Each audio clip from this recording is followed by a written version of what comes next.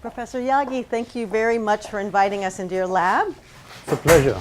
I read that you've come up with a way to actually suck water out of the air and store it. That's true. We use materials called metal organic frameworks, or MOFs, and these are constructed from metal ions that are in minerals and organic units. Here you have the organic building unit and the other of a metal ion.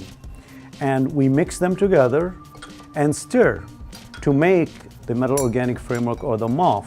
And once you remove the liquid, this is what you get. And this is the material that is the MOF.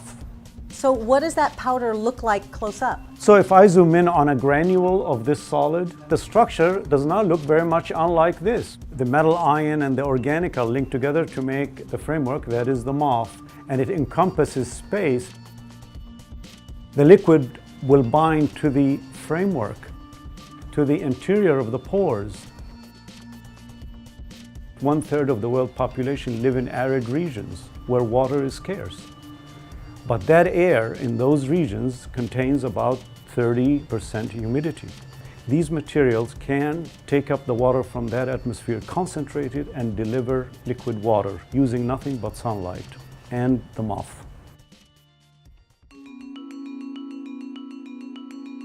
So depending on what kind of substance you want to attract and store, you actually change the kind of metal and the kind of organic material? By using a longer organic unit, I can change the pore size. By choosing a different metal, I can change the metal composition so that I can do a different kind of reactions, absorbing different kinds of gases. This MOF is a star for natural gas storage. And if you put this in a natural gas tank, you can store 3 times the amount of natural gas than without the MOF. The purple one is very interesting because it traps carbon dioxide from the atmosphere and also from emissions in power plants to prevent carbon dioxide from reaching the atmosphere.